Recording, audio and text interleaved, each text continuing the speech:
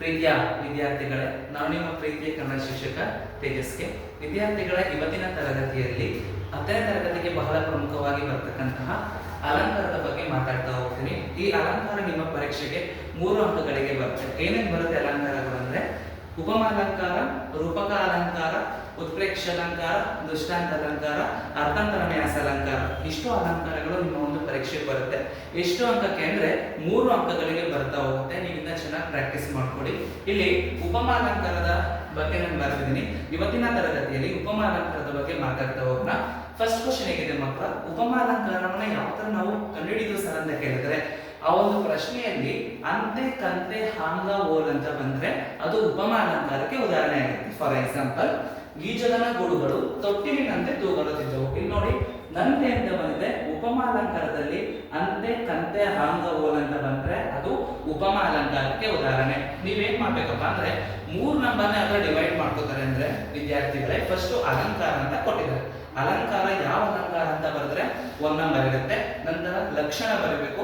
ಲಕ್ಷಣ ಬರೆದ್ರೆ 1 ನಂಬರ್ ಇರುತ್ತೆ. ಇನ್ನು ಕಾಮನ್ ಆಗಿ ಎಲ್ಲದಕ್ಕೂ ಬರುತ್ತೆ ಉಪಮೇಯ, ಉಪಮಾನ ಮತ್ತೆ ಉಪಮವಾಚಕ, ಸಮಾನಧರ್ಮ, ಸಮನ್ವಯ ಅಂತ. ನಿಮ್ಗೆಲ್ಲ ಗೊತ್ತಿರಲಿ, ಉಪಮಾ ಅಲಂಕಾರಕ್ಕೆ ಮಾತ್ರ ಈ ಒಂದು ಉಪಮವಾಚಕ ಅಂತ ಬರುತ್ತೆ. ಇಲ್ಲೇನು ಅಂತೆ ಕಂತೆ ಹಾಂಗ ಓಲ್ ಅಂತ ಬರುತ್ತಲ್ಲ, ಅದನ್ನ ಇಲ್ಲಿ ಉಪಮವಾಚಕದನ್ನ ಮಾತ್ರ ಬರಬೇಕು. ಉಪಮವಾಚಕ ಬರೋದು ಕೇವಲ ಉಪಮಾ ಅಲಂಕಾರದಲ್ಲಿ ಮಾತ್ರ. ಈ ಒಂದು ಪ್ರಶ್ನೆ ಬಂದಾಗ ನಿಮ್ಗೆ ಅಲಂಕಾರ ಅಂತ ಫಸ್ಟ್ ಬರೀತೀರಾ. ಅಲಂಕಾರ ಯಾವ ಅಲಂಕಾರ ನಿಮ್ಗೆಲ್ಲ ಗೊತ್ತೆ?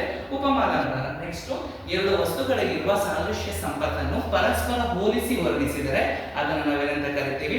ಉಪಮಾ ಅಲಂಕಾರ. 2 ವಸ್ತುಗಳಿಗಿರುವ ಸಾದೃಶ್ಯ ಸಂಪತ್ತನ್ನು ಪರಸ್ಪರ ಹೋಲಿಸಿ ವರ್ಣಿಸಿದರೆ ಅದು ಉಪಮಾ ಅಲಂಕಾರ.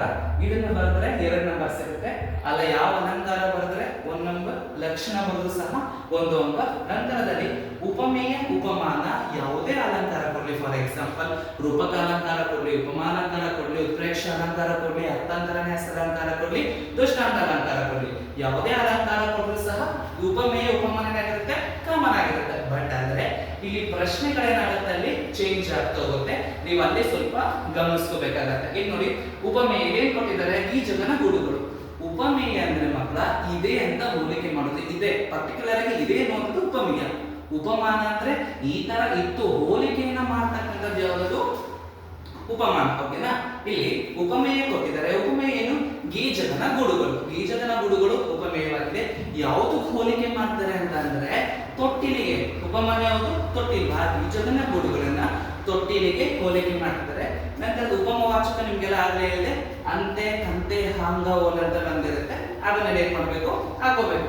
ನಂತರ ಸಮಾನ ಧರ್ಮ, ಅಂತೆ ಕಂತೆ ಹಾಂಗ ಓಲ್ ಮುಂದೆ ಏನಾದ್ರೂ ಇನ್ನೊಂದು ವರ್ಡ್ ಬಂದ್ರೆ ಅಲ್ಲಿ ನಾವು ಸಮಾನ ಧರ್ಮವನ್ನ ಬರಬೇಕು. ಫಾರ್ ಎಕ್ಸಾಂಪಲ್, ಇಲ್ಲಿ ನಂತೆ ಅಂತ ಇದೆ, ಇಲ್ಲಿಗೆ ಕ್ವಶನ್ ಲಾಸ್ಟ್ ಆದ್ರೆ ಸಮಾನ ಧರ್ಮ ಬರಲ್ಲ.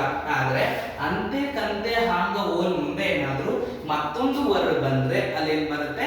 ಸಮಾನ ಧರ್ಮ ಬರುತ್ತೆ. ಅದೊಂಚೂರು ಗಮನದಲ್ಲಿ ಇಟ್ಕೊಳ್ಳಿ. ನಂತರದಲ್ಲಿ ಸಮನ್ವಯ ತುಂಬಾ ಸುಲಭ. ಉಪಮೇಯವಾದ ಗೀಜಗನ ಗೂಡುಗಳನ್ನು ಉಪಮಾನವಾದ ತೊಟ್ಟಿಲಿಗೆ ಹೋಲಿಸಿ ವರ್ಣಿಸಲಾಗಿದೆ. ಆದ್ದರಿಂದ ಇದು ಯಾವ ಅಲಂಕಾರ?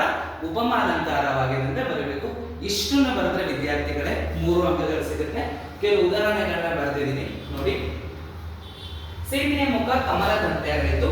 ಸೀತೆಯ ಮುಖ ಕಮಲದಂತೆ ಅರಳಿತು. ಬಾನಿನಲ್ಲಿ ಗಾಳಿಪಟಗಳು ಹಕ್ಕಿಗಳಂತೆ ಹಾರಾಡುತ್ತಿದ್ದವು. ಬಾನಿನಲ್ಲಿ ಗಾಳಿಪಟಗಳು ಹಕ್ಕಿಗಳಂತೆ ಹಾರಾಡುತ್ತಿದ್ದವು. ರಾಮ ಲಕ್ಷ್ಮಣರು ಅಶ್ವಿನಿ ದೇವತೆಗಳಂತೆ ಕಂಗೊಳಿಸುತ್ತಿದ್ದರು. ರಾಮ ಲಕ್ಷ್ಮಣರು ಅಶ್ವಿನಿ ದೇವತೆಗಳಂತೆ ಕಂಗೊಳಿಸುತ್ತಿದ್ದರು. ಗುಂಡು ಹೊಡೆದರು ಮುಂಗಾರಿನ ಸಿಡಿಲು ಶ್ರೀದಾಂಗ. ಗುಂಡು ಹೊಡೆದರು ಮುಂಗಾರಿನ ಸಿಡಿಲು ಶ್ರೀದಾಂಗ. ಮತ್ತೊಂದು, ಪೂರ್ವ ದಿಕ್ಕಿನಲ್ಲಿ ಮೂಡಿದ ಸೂರ್ಯ ಮುತ್ತೈದೆ ಹಣೆಯ ಕುಂಕುಮದಂತೆ ಕಂಡನು. ಪೂರ್ವ ದಿಕ್ಕಿನಲ್ಲಿ ಮೂಡಿದ ಸೂರ್ಯ ಮುತ್ತೈದೆಯ ಹಣೆಯ ಕುಂಕುಮದಲ್ಲಿ ಕಂಡನು. ಇಲ್ಲಿ ನೋಡಿ, ಇದೆಲ್ಲ ಅಂತೆ ಕಂತೆಗಳಿದೆ. ಬಟ್ ಆದ್ರೆ ಗುಂಡು ಹೊಡೆದರು ಮುಂಗಾರಿನ ಸಿಡಿಲು ಸಿದ್ಧಾಂಗ, ಇಲ್ಲಿ ಧಾಂಗ ಹಾಂಗ ಅಂತ ಬಂದ್ರೆ ಇಲ್ಲಿ ಉಪಮವಾಚಕ ಏನ್ ಬರುತ್ತೆ? ಹಾಂಗ ಅಂತ ಬರುತ್ತೆ. ಇನ್ನೊಂದು ನಿಮ್ಗೆ 10th ಪದ್ಯದಲ್ಲಿ ಕೊಟ್ಟಿದ್ದಾರೆ, ಕೆಮ್ಮನೆ ಮೀಸೆ ಪದ್ಯ ಭಾಗ, ಅದರಲ್ಲೂ ಸಹ ಒಲಾಂಪರ ಅಂತ ಬರುತ್ತೆ. ಅದನ್ನು ಸಹ ಈ ಉಪಮವಾಚಕದಲ್ಲಿ ಬರೀತಾ ಹೋಗ್ಬೇಕು. ಜಸ್ಟ್ ನಿಮ್ಮ ಪರೀಕ್ಷೆಗೆ ಈ 5 ಅಲಂಕಾರದಲ್ಲಿ ತುಂಬಾ ಇಂಪಾರ್ಟೆಂಟ್ ಯಾವುದು ಸರ್ ಅಂದ್ರೆ ಒಂದು ಉಪಮಾ ಅಲಂಕಾರ, ಮತ್ತೊಂದು ರೂಪಕ ಅಲಂಕಾರ. ದೃಷ್ಟಾಂತ ಅಲಂಕಾರ, ಉತ್ಪ್ರೇಕ್ಷ, ಅರ್ಥಾಂತರನ್ಯಾಸನು ಸಹ ಇಂಪಾರ್ಟೆಂಟ್. ಆದ್ರೆ ತುಂಬಾ ಇಂಪಾರ್ಟೆಂಟ್ ಆಗಿರೋದು ಯಾವುದು? ರೂಪಕ ಅಲಂಕಾರ ಮತ್ತೆ ಉಪಮಾ ಅಲಂಕಾರ. ಇದನ್ನ ಚೆನ್ನಾಗಿ ಅಭ್ಯಾಸ ಮಾಡಿ. All the very best. ಮುಂದಿನ ವಿಡಿಯೋದಲ್ಲಿ ಸಿಗೋಣ. ವಿಡಿಯೋನ ವೀಕ್ಷಿಸಿದ್ದಕ್ಕೆ ಧನ್ಯವಾದಗಳು.